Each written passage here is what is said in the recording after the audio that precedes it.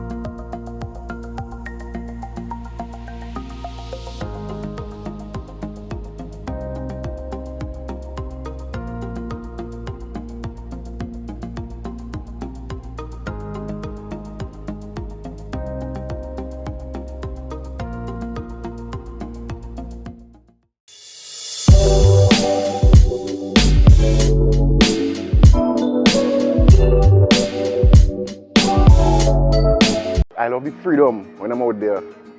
Simply put, the worries from shore, none of that out there. And it's my daily bread. I learned it from my dad. My dad is one of the senior guys here who catch the biggest fish around here.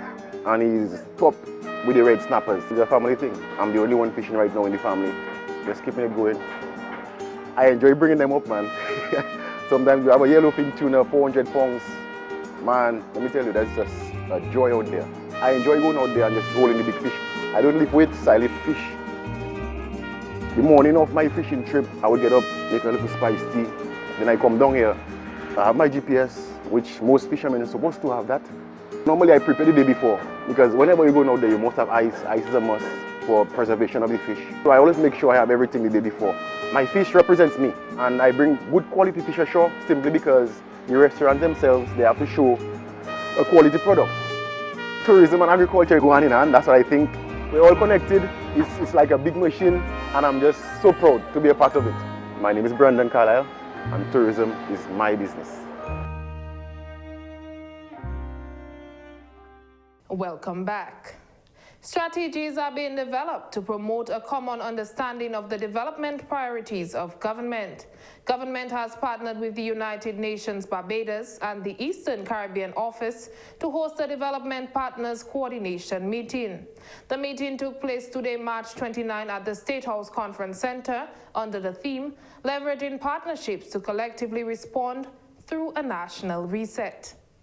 Dominica is humbled and indeed grateful for the long-standing support and cooperation we enjoy in many areas of development.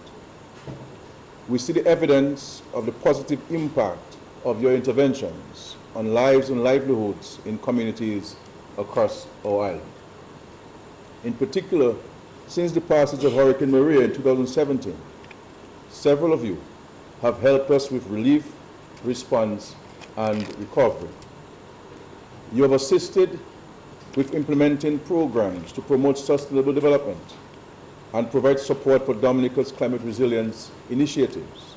One of the aims of the meeting is to leverage the United Nations Country Implementation Plan as a means to address national priorities with support from all development partners. Prime Minister Skerrit believes more can be done to strengthen these partnerships and place more focus on pressing areas.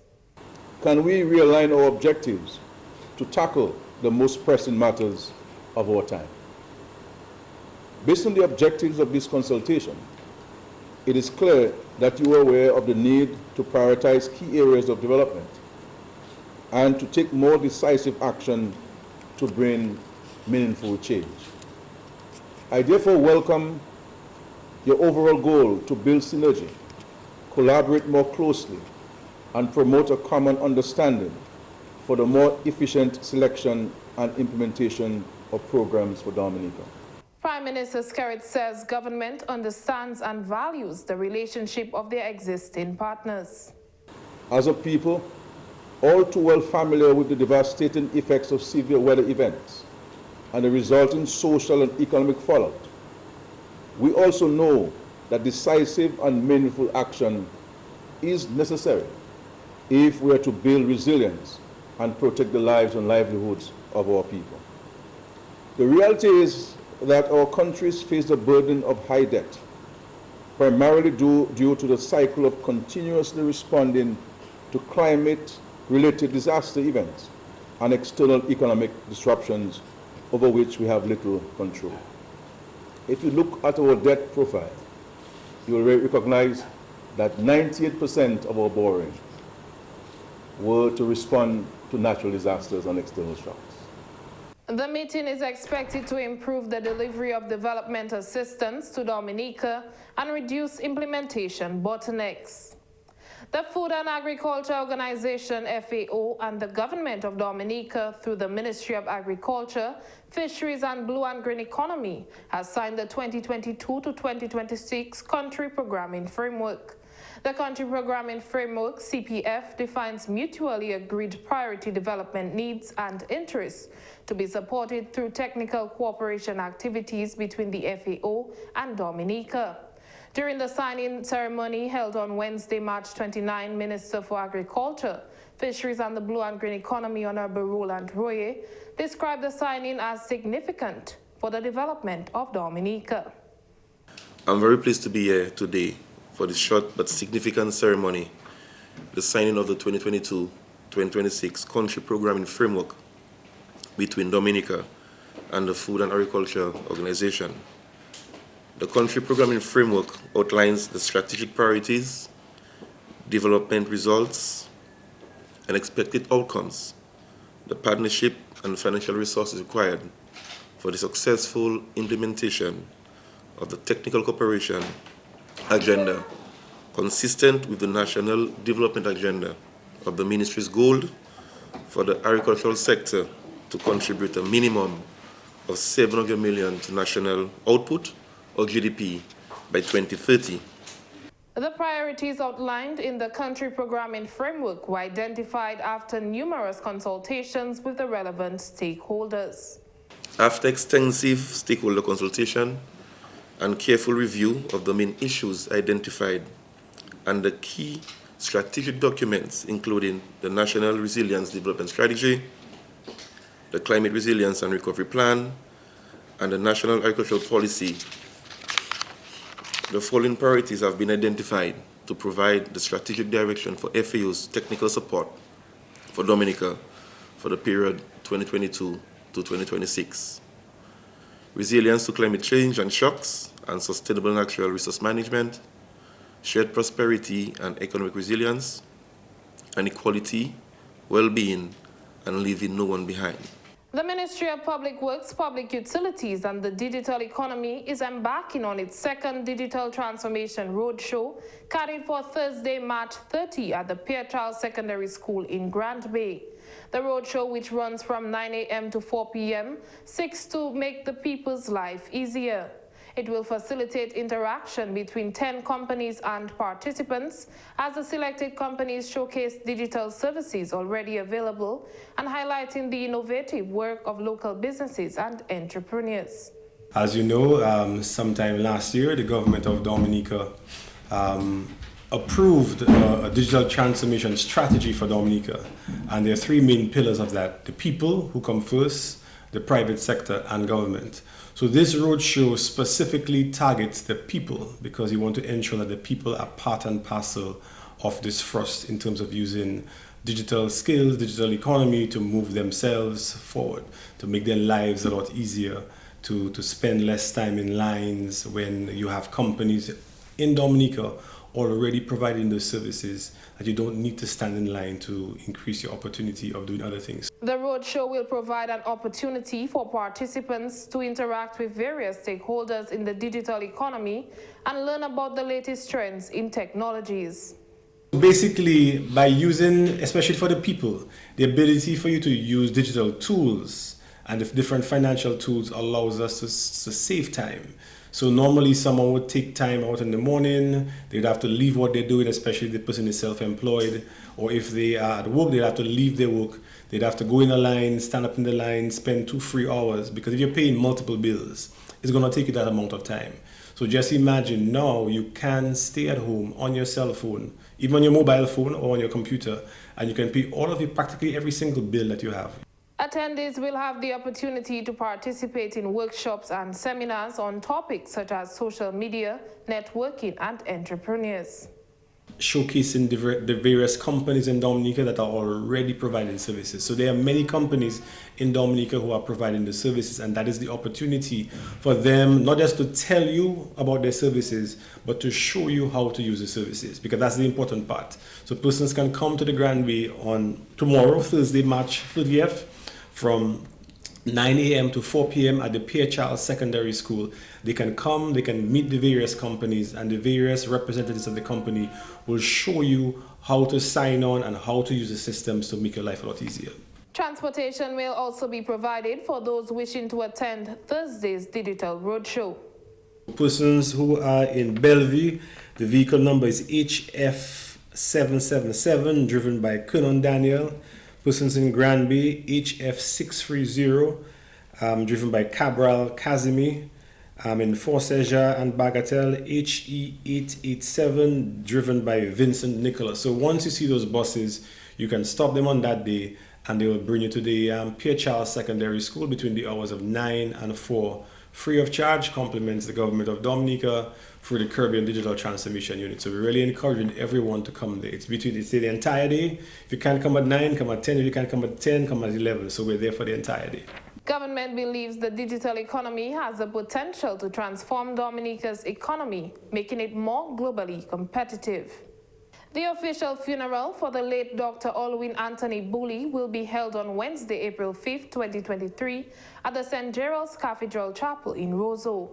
The government of Dominica has accorded an official funeral to the late Dr. Alwyn Bully for his stellar contribution to Dominica in the fields of education, arts, and culture.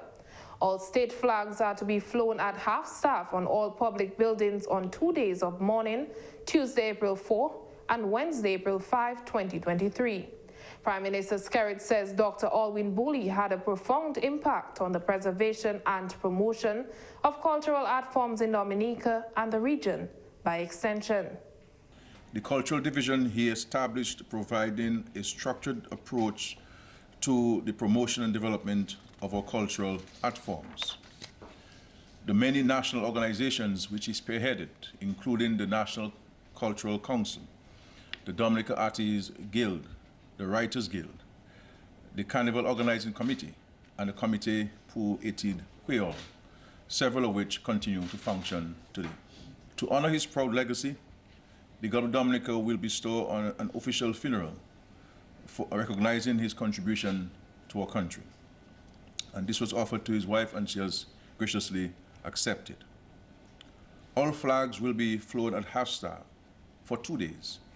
That is the day immediately preceding his burial and the day of his burial. May his soul rest in eternal peace. The funeral mass commences at 10 a.m. followed by interment at the Roseau Roman Catholic Cemetery. Mourners are kindly requested to be attired in colors of the flag or in Madras prints. The funeral mass will be broadcasted live via all platforms of the Government Information Service and radio stations. The Education Trust Fund of Dominica has designated Thursday, March 30, 2023 as Schools Contribution Day. Contribution Day gives all students an opportunity to make their own contributions to the Education Trust Fund. Although the government of Dominica provides an annual subvention for students' assistance, the fund seeks to raise money in order to meet the growing demands for assistance. Funds are raised by donations from persons, clubs, local, regional, or international associations, and by fundraising activities. Contribution Day is a special opportunity for the schools to get involved by encouraging their students to contribute at least $1 to the fund. You're watching National Focus. More when we return.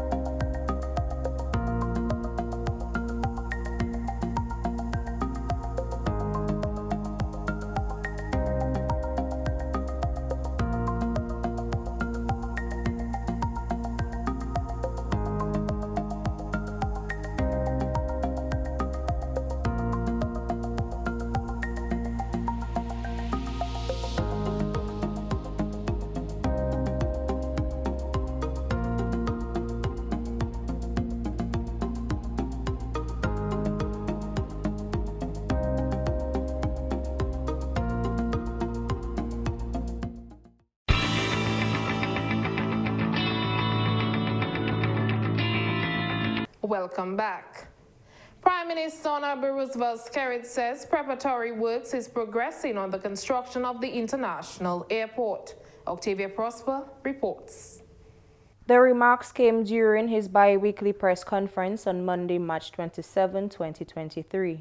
As I've indicated, preparatory work on the international airport project is ongoing, and we have hit quite a few targets at the site. The development and construction of the airport is in keeping with all the legal and technical requirements. Prime Minister Skerrit says a media tour will be conducted this week to update the public on work done thus far. I look forward to bringing you and the people of Dominica along for a look at the work we have done so far. As you know, as I said, work has been done on preparing the site to set the various aspects that will aid in the construction of the airport. And so that's why you see a lot of clearing taking place in certain particular areas, of course, to do further geotechnical surveys on the site. Once those things are in place and all of the necessary legal and technical requirements have been set aside, then you will see the full steam of earth movement. Discussions are ongoing with owners of equipment for use during the construction of the international airport.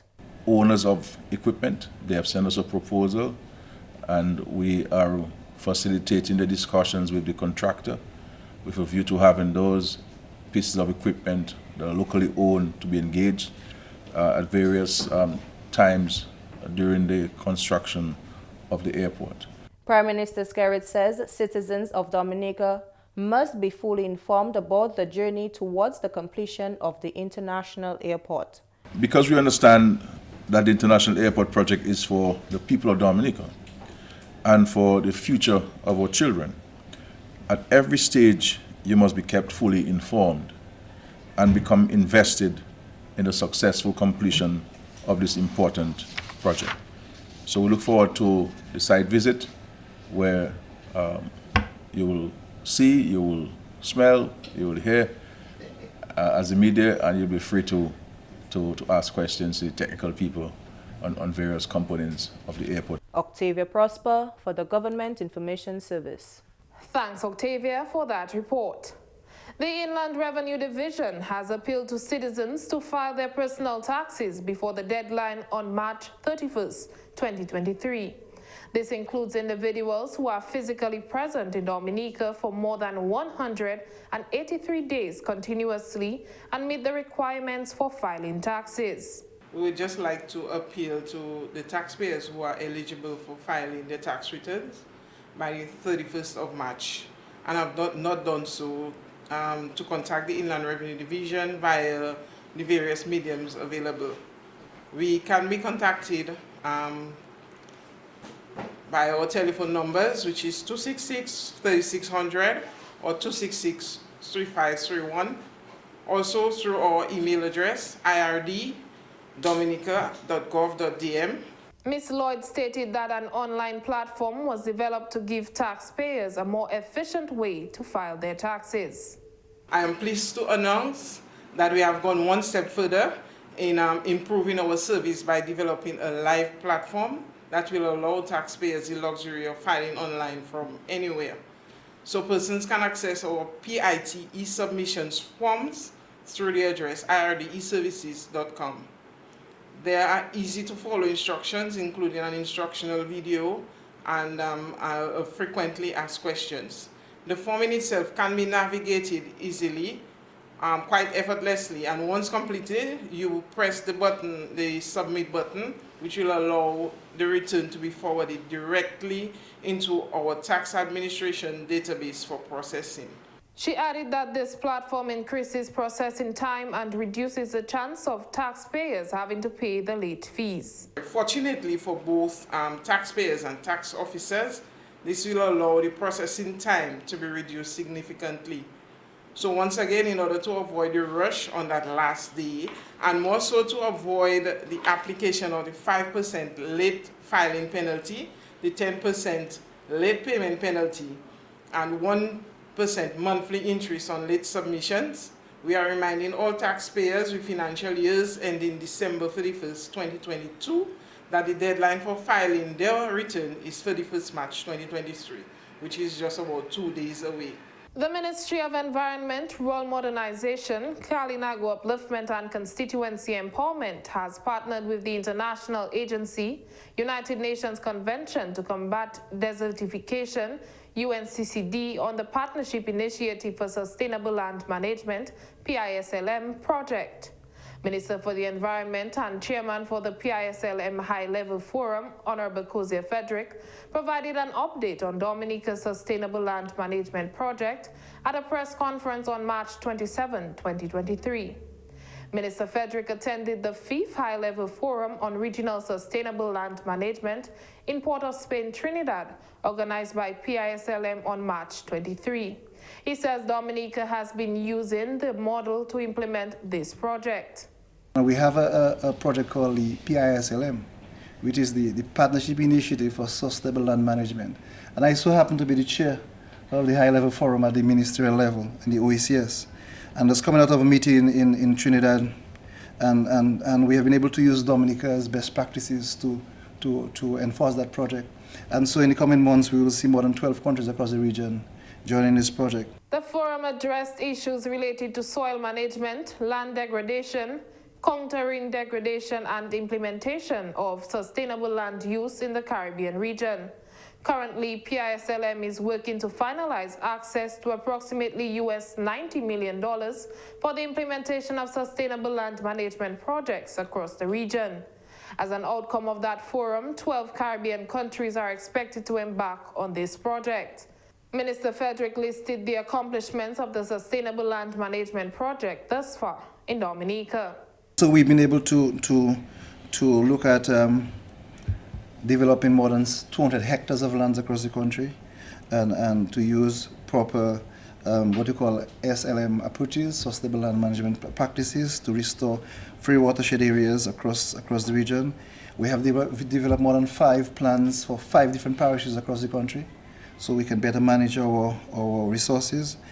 There are a number of things. We have created manuals for the extension officers. We have trained extension officers. We have plots where farmers can demonstrate what they have learned and pass on the knowledge to others. We have looked at managing the watershed areas in Batali, in Kulibistri, and La Plaine. And also we have been able to work with the NYC, National Youth Council, to train, as we speak, more than 500 youth in sustainable land management practices. Minister Frederick intends on using his influence as chairman for the PISLM High-Level Forum to do more within the region. His Excellency Balázs Attila Heinz has been appointed as the first ever ambassador of Hungary to the Commonwealth of Dominica. Kuvia John reports.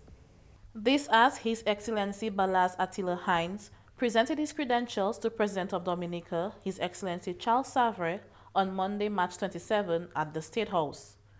President Savas says this agreement between the two countries will help them manage water as a sustainable resource to meet human demand. The areas of interest identified and agreed upon by Your Excellency and Ambassador Matthew Walter that seek to advance bilateral cooperation between both of our countries to include areas of agriculture, water management, sports, and higher education, and also your government's readiness to exchange information and experience in the fields of integrated river basin management, planning, drinking and wastewater management, flood management, water resource management, transboundary cooperation, as well as water-related education.